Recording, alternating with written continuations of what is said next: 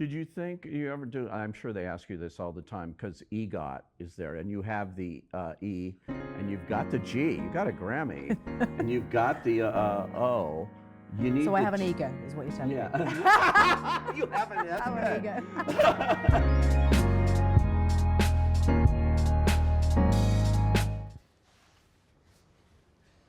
Where'd you go? What the hell happened?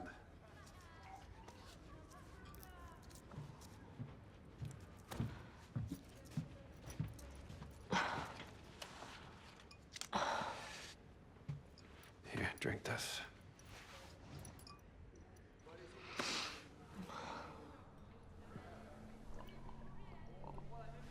Okay. All right. Good guy, Davy. You're one of the good ones. Yeah, how am I right? There's bad things that do happen, you know? Bad things do happen to some of us girls. Lee.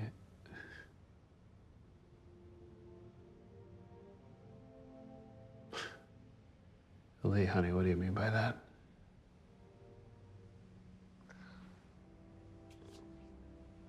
You know what? We can talk about it later. Let's get you to bed, okay? Lean back. There you go. There you go.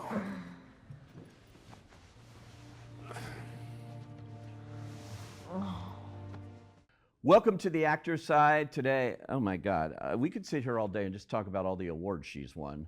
And for Oscars and Golden Globes and Emmys and on, Grammys even. It's amazing, and her new film, Lee, is extraordinary in a career full of extraordinary movies. Please welcome Kate Winslet. Welcome to the Actor's Side. Thank you, Pete. Thank you very much. And congratulations on Lee. Thank you. And it's really good. And we're going to talk about that. But I did mention you've won a lot of awards. So I decided to look it up on Wikipedia. Oh no, I always find it so cringe. And it's but I'll let you do it. No, it's 11 straight pages. Only to point out that the movies you choose somehow bring rewards beyond here in the industry as well. How does that feel, you know, to get that kind of recognition repeatedly? Well, I can certainly say that for the films that I have been a part of that have received sometimes even unexpected recognition by way of whether it's nominations or wins, for those films which are sometimes smaller, slightly more quirky pieces, I have felt enormously proud of that, because I think what people don't understand is that independent filmmaking is so drastically different to studio films, where you know your financing comes from lots of different places as opposed to one studio, and actually you have to fight for those films a little bit more, and the timing of their release can impact on how many people see that movie. So it's interesting, in the case of Eternal Sunshine, I remember that film being released at a very odd time of the year, the film year, being in like it was March or an April release or something like that. Yeah. And so the fact that it sort of continued to have a life right through into that particular award season was sort of amazing, really. So I've been very fortunate. And it is important for these movies to have a life beyond their first release. It's so tough right now to get distribution. Yes. Let's talk about Lee, because Lee is 8 years you've been working on this, trying to bring it to fruition. I should mention you're also a producer, and not just in name. You really produced the hell out of this. So I feel like I more produced Lee than actually was in it, in a funny way, even though I apparently, according to our director and my co-producer, I'm in every single scene apart from 2, which even I am like, gosh, I really was. But yeah, so I started developing the project largely one-to-one with Anthony Penrose, Lee Miller's son, back in September of 2015. Wow. And yes, we shot the film at the end of 2022, and we had a wonderful screening at the opening of TIFF in 2023, and then we realized that it didn't make sense if I wasn't able to talk about the film, which because of the strike, I wouldn't have been able to do that. And so we waited to release the film until now, and actually it's 9 years now. Which is just extraordinary. I mean, you know, I just kept going. And sometimes with these small films, you know, you have to sort of bring everyone with you and sort of hope for the best. And that was kind of what we did really from start to finish. And I am enormously proud of the film. And you should be. I've actually heard you say, you know, when you look at everything you've done in your career and all these kind of landmark movies, many of them, I heard you say this one may be the most important to you in some ways. Well, I think it was just, there were things about playing Lee and putting the film together that taught me so much.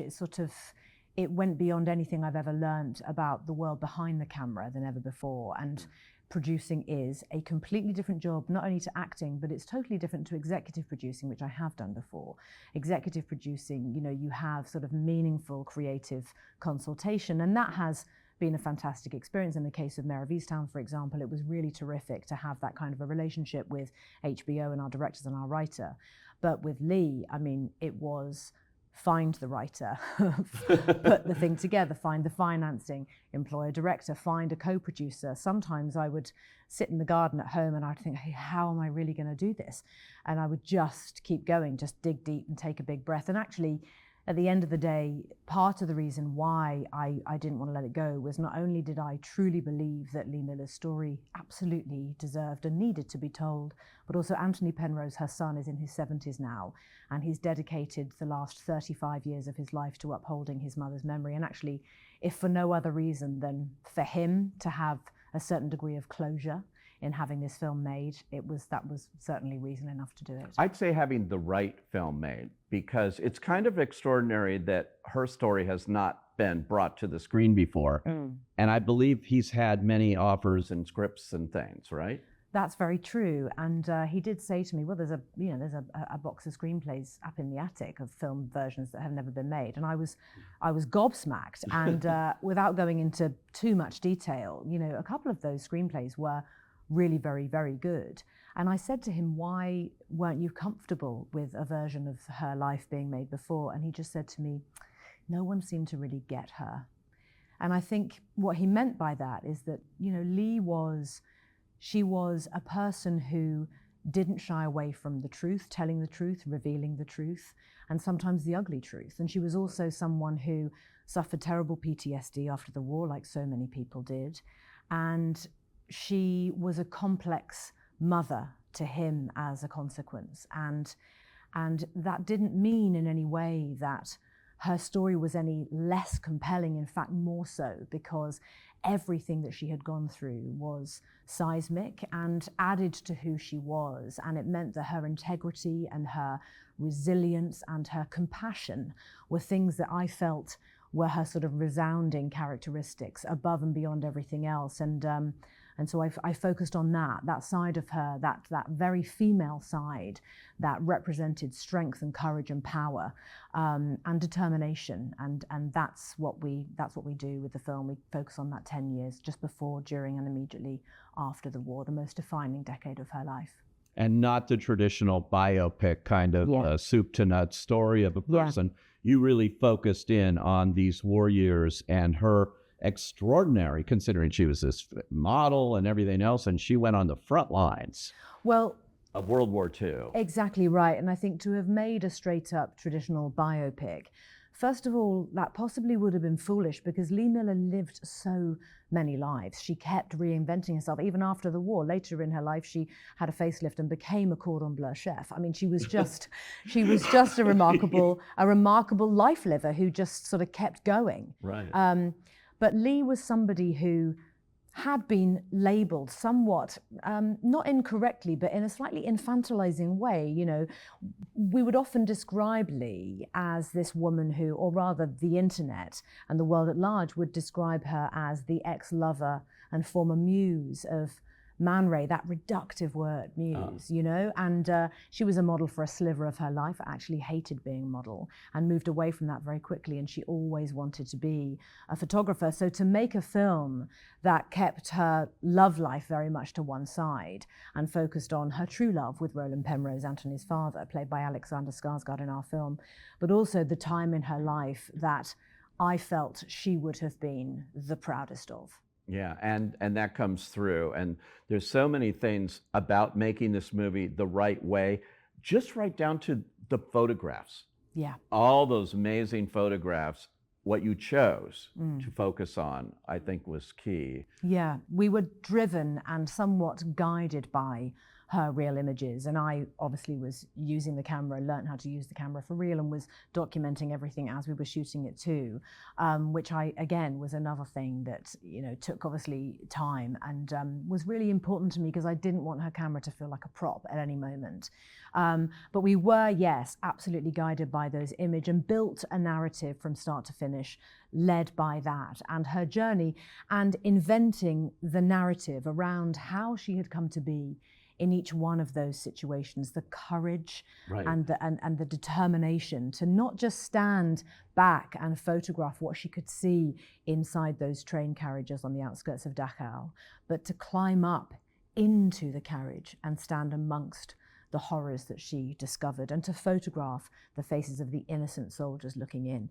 I mean, she did some things that were extraordinary, all in order to not just reveal the truth, because people didn't believe it, and also so much of it was kept from view. But she did it for the female readers of British Vogue. And we actually know from the Ministry of Information, this is publicly known, that women were getting their information about the war from reading Vogue, not from the broadsheets. Isn't that interesting? Yeah. I thought it was a really interesting scene in the movie when Vogue does the whole spread of that, and Lee expected to have these photos, and instead the magazine decided not to publish them. And boy, did she go on a tear. Yes, absolutely right. So Audrey Withers, who was her editor of British Vogue at the time, played by the exquisite Andrea Riseborough, she's just wonderful. Audrey's hands were somewhat tied by the Ministry of Information, and there were certain things that had to go through the censor and some things she just wasn't permitted to print. But it was a time during the war, after the liberation, when they were saying, we've got to lift people's spirits and we can't keep printing these hard images for people to see. People don't want to see that. We have to change the subject now. So Audrey was only able to print 2 very, very small images, really no bigger than a postage stamp, on less than a third of 1 page. And Lee was absolutely heartbroken, and she truly believed that if the world wasn't going to see it, that no one should. And there's a scene in our film which really happened, and I know this because I met a woman who's now elderly who worked as a 15-year-old secretary at Vogue at the time, and she told me this story, that Lee had come in one day in a terrible state and was frantically pulling open drawers and filing cabinets looking for her images, and she found them, and she took scissors and she hacked into those images in an effort to destroy them. And this young girl, elderly lady now, said to me that the only thing she could think to stop her, because she really thought Lee was going to hurt herself with the scissors, she turned to her and she said, "Now you look here, Lee Miller. Those are my good scissors. You jolly well give them back."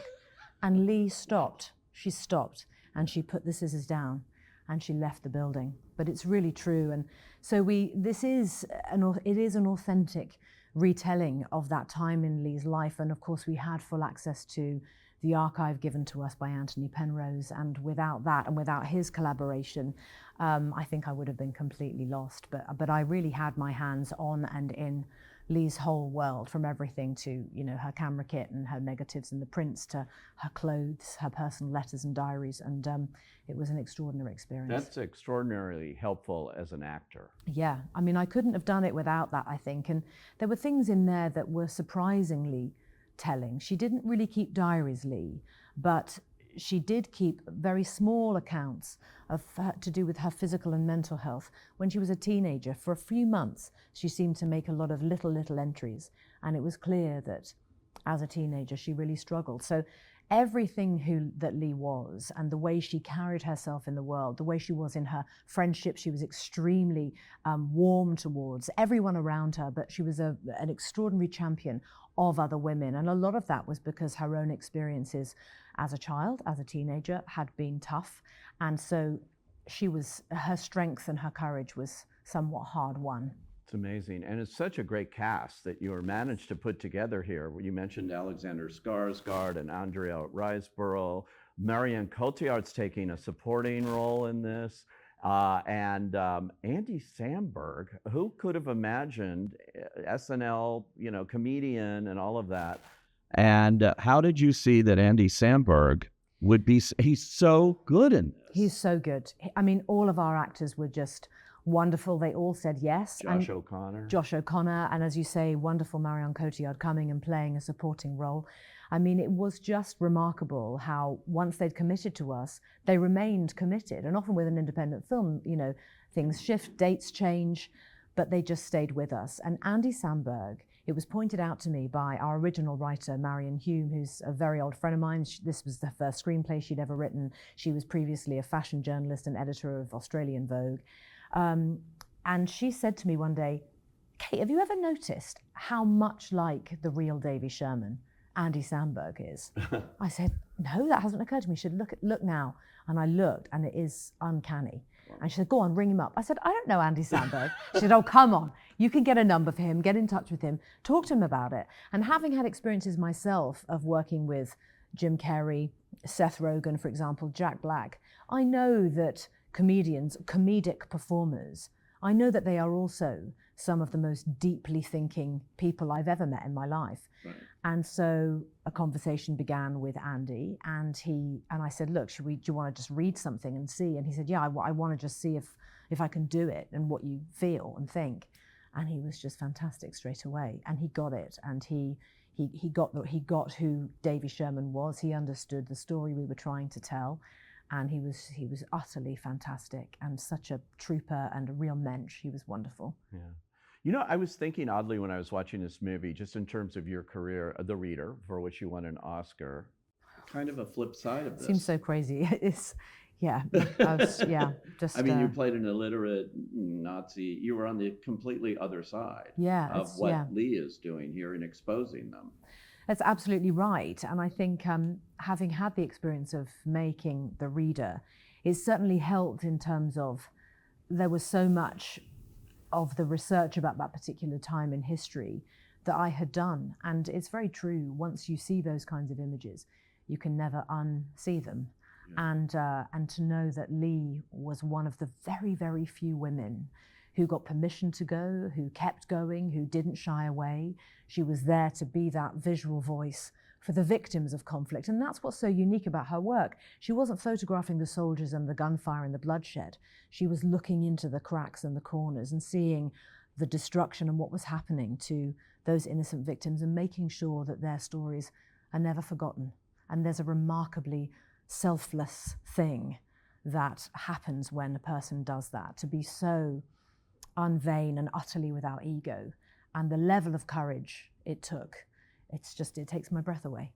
Yeah, it's amazing when I look at the roles that you're choosing right up to now, right up to Lee, right up to Mayor, right up to you're doing a lot of television miniseries, limited series now.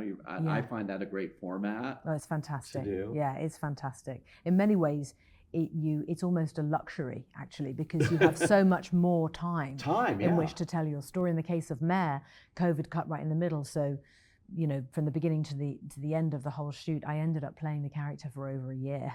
Wow. Which was crazy. The Regime last year that I made also for HBO was 6 months. I mean, these things, you just have more time in which to tell your story. So it's something of a creative indulgence in many ways in comparison to independent filmmaking. Lee, we had 9 weeks. 9 weeks to shoot across 3 countries. Unbelievable. Which is unbelievable. You shot in Croatia and Budapest and a little tiny bit in London. London is very expensive, so we had to we had to keep that to an absolute bare minimum. Oh yeah. Well, you're a producer here, so yeah. Oh God, but believe me, I was like, no, we can't afford that extra day in London. Let's just keep it to 2, and we'll try and recreate it in other places, which we did. I thought it was really interesting that you hired as your director Ellen Kuras, who's a famous cinematographer who had never directed a feature before. Yeah. You had faith in it.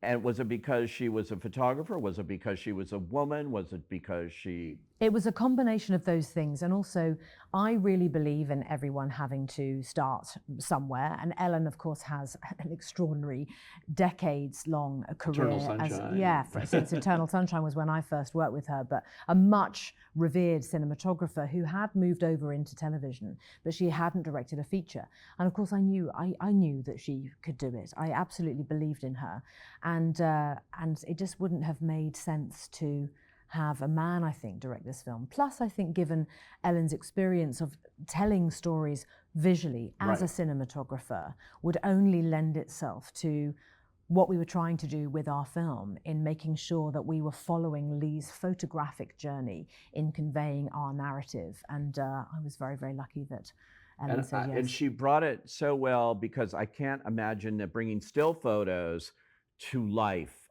in cinema, it's not always easy. I've seen a lot of films about photographers and things, and good and bad in terms of that. This one really brings these photos to life in an interesting way, all the way. I don't want to give away the ending because we want people to go see this movie, and so there are little twists at the end. Yes, there are. But it says so much about the power of photos to me. Well, exactly, and that resonated with me as well in an enormous way, and in a very impactful way, and in a way that actually makes me now view the work of war correspondents with profound admiration and respect. And yes, exactly as you say, with our film, we couldn't just show Lee's images. Yeah. You know, we couldn't just sort of reveal that in flashback or flash forward. It was about fleshing out those narratives, telling her story. And I often find myself saying, you know, this is not a film about a war. It's a film about a woman. Yes. And that's important to stress as well, I think, because we do experience Lee's life just pre-war when no one believed it was coming. No one thought it was really going to happen. And there she is, as we see in the south of France, with her surrealist friends and Man Ray and Picasso, having this wonderful sort of hedonistic summer of love. And that was how they lived their lives. So we wanted to show that so we could jump from that to just how extreme it is, what she did, because she absolutely believed that, first of all, she had, as a woman, the right to go, but also believed in revealing the ugly truth. And you had something that happened, I believe, right before filming that would be, I don't know if it's worse to be the actor's nightmare or the producer's nightmare, but you had an accident. Oh your my back, goodness. right? The day before. The day before you're supposed to shoot? So we're out in Budapest, and we're about out in Croatia, I'm sorry, and we're about to start shooting. And the day before, we just wanted to have a blocking rehearsal of running through the streets of San Malo, because we had a lot of stunt performers involved, and just we needed to all be good with our safety. So yeah, as a producer and as an actress, there I was rehearsing this scene. And I was running at full pelt through the streets of San Malo and into the lobby of our hotel set, and there was a marble floor covered in sand, and I just went bang, like slipping on an ice rink. And yes, I very, very badly injured my back, but it was an independent film. What are you going to do? Take an insurance day? No, definitely not. Yeah. And so I was in agony, but I just kept going, and then found out from Anthony Penrose that Lee went through the war with excruciating back pain. I was like, thanks, Perfect. Lee. That's another thing, another challenge you've sent me. Thank you very much. Maybe a little more method than you. Perhaps taking the method just a little far. But yeah, it's true. But you know, it's old school. You know, you just dig deep and carry on, and that's what we did. That's so crazy. I think back to your first film that you made with Peter Jackson, Heavenly Creatures. You know, at a very young age, and you're playing. This was a true story too. Yes, you know, yeah. and all of that. And the characters that you've chosen since are very, you know, there's certain types of women that you're interested in playing, I think. And well, I'm certainly interested in probably pushing myself. Yeah. I mean, you know, because often my instinct is often, oh my God, how on earth would I do that? That seems utterly terrifying. You know, they should find somebody else who would be able to do that better than me. And then I think, oh no, hang on, that's probably, fear is a good thing, and maybe that's why I'm feeling that way.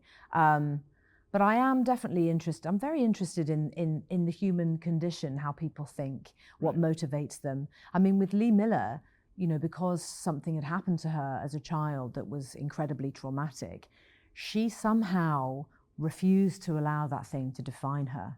And really remarkably, Lee was someone who was utterly without malice. She wasn't a man-hater. She was very warm, extremely free and open with her affectionate self and her physical self. And I admired that enormously, to know what she must have gone through to come to a place of self-acceptance and openness with the world and people around her, and to remain curious and not full of loathing or vengeance in any way. I just thought that was utterly extraordinary. Yeah.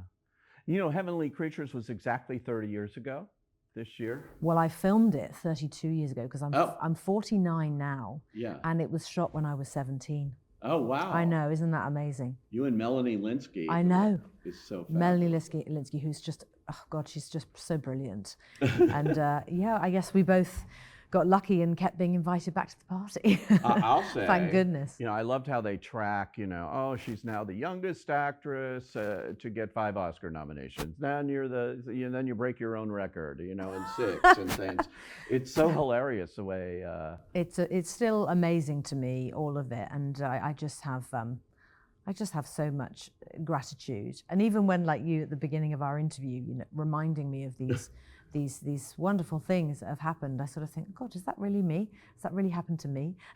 Yeah. Because I feel like I'm kind of quite an unlikely person for all those things to have happened to. You know, not trained, grew up with, you know, in very sort of low socioeconomic environment, and I just somehow, I don't know, the universe has looked. Did you always know you had the acting knack? Well, I certainly didn't know I had the knack, but I absolutely had the bug, which is different. Yeah. I always wanted to act. I didn't think about being in films particularly. I think I was surrounded by a bunch of wonderful but impoverished actors who were doing it all for the love of it. And so for me, it was, you know, let's play, let's go, let's put on a performance, you know, for our friends here right in the front room, and dressing up and putting on costumes. And so I always did it for the love of it, and hoped that maybe I would get cast in theatre, perhaps, and maybe some television if I was lucky.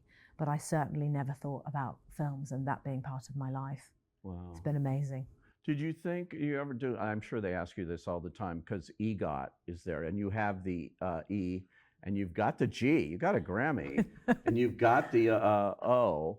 You need. So I have an ego, is what you're telling me. You have an S. I have an ego. You need the T. Do you ever think about going on stage? I do think about it, and I think about it a lot. And I've had many conversations over the years with different directors about the possibility. But you know what I'll tell you is that I became a parent when I was really young, and actually doing theatre when you are a parent of young children is really hard, because you do, you know, 8 or 9 shows a week, you know, 2 on a Saturday, sometimes 2 even on a Sunday, and Monday's your day off, and you're never there for bedtime, and you're exhausted in the morning, and so I just couldn't ever make my peace with that being a sensible choice at any given time in my life. It is something that I'm starting to think about a little bit more seriously now. And so we'll see. I'd love to do it. Yeah, I'd love to. People would I'd love to go see you on stage. on stage. Robert Downey just went and made his Broadway Yeah, debut. good for him. I mean, good for him. Yeah. I'm very excited by the idea. So hopefully, yeah. Oh, cool. Hopefully. That would be Yeah, no, it would be. It would amazing. Be, And I know, I keep mentioning that you won a Grammy, and people think, I didn't know she could sing that well and all that. You won it for I won it for spoken word. spoken word. And honestly, the circumstances around me winning that Grammy are absolutely weird, because it was for something that had been composed by a wonderful composer named Patrick Doyle, who had done Sense and Sensibility, and he had written this beautiful piece of music, and there was a poem that went with it, and he called me up. It was quite last minute. And I slightly have the feeling even that maybe someone else had dropped out, because it was so last minute. He said, "Oh, could you come and help me? It's tomorrow. It's just a couple of hours in the afternoon if you'd be free." I said, "Oh, sure." And because I knew him and I wanted to help him, Sure. I was like, yeah, just tell me where to come. And I got the cab there and went in and recorded this piece. And we all won Grammys. I mean, it almost doesn't seem quite fair, I have to say. But obviously, I'm enormously grateful for that as well. It's like just one of those very fortunate, bizarre sets of circumstances. That's so amazing. I've noticed on all your credits, you do a lot of voiceover and things. You seem to enjoy doing that. I love doing voiceover. Narration I really love because I love conveying a full narrative start to finish, but I really love doing audiobooks for children because I think story reading, the tactile experience isn't necessarily available to all children, but some form of digital space can be accessed for sometimes less money. And actually to be able to read a bedtime story to lots and lots of children who might not have a parent who can sit and do that, who may not yet be able to read themselves, that's something I find really gratifying. I love it. And you also love tables because I do. That led to it's so funny to me how fate sometimes works. If somebody hadn't called you up, tell me that story. Yeah, so I do. I love cooking and creating wonderful meals for people, and tables and sort of sharing around the table is something that we do a lot in my family, and have a great love of those spaces. And some friends of mine who work for an auction house called me, and they said, "Oh, this table's come in. We think you should bid on it." Now, bearing in mind, I've never bid on anything in my life, not even so much as I don't know, like even like who's going to win something or other, nothing. And so they said, "Listen, let us tell you about the table." And it was the kitchen table owned in the family holiday home of the Penrose family during a time when Lee Miller and Roland Penrose were lovers pre-war. And Lee was a great cook, and she would cook and prepare food at this table, and then all of their wonderful creative friends would sit and share these great meals, and this table and the home was all up for sale, and here was the table, and I bought it. And you didn't really know much about Lee Miller when you were buying this No, table. I knew who she was, absolutely. I was very aware of who she was, and I was familiar with some of her photographic work, but I didn't know anything about her as a woman. Certainly didn't know anything about the detail of her life, her relationships. I didn't know that she had a son, and that was the thing that intrigued me. I sat at the table and I thought, wow, Lee Miller, I wonder why nobody's made a film about her. And here I am 9 years later, and I still sort of can't really believe it's done, and that I don't have to almost keep trying to make the film because it was such a vast experience. And so, and here I am talking to you, Pete. I will say the movie's not done, because you're sitting here talking about it, and you want to talk about it because you want people to see it and know who Lee Miller was. Yeah, well, that was the reason for making the film. I wanted to make a film that would encourage audiences to discover her in this way, on her terms, for who she truly was and what she did in documenting the atrocities of the Nazi regime, but following the stories of those innocent victims, and the courage that she had in doing that at a time when women were simply not being given the permission to go into those male-dominated spaces, and redefining femininity 80 years ago to mean resilience and power and courage and compassion, everything that we are living our lives by now, myself, my sisters, my friends. It's how we're raising our daughters. And that's why Lee's story, I felt, was something that needed to be pulled out of the shadows and put in its rightful place on screen. Extremely relevant for today. The movie is Lee, the star and producer, Kate Winslet. Thank you for joining us on The Actors. Thank you. Thanks, Pete.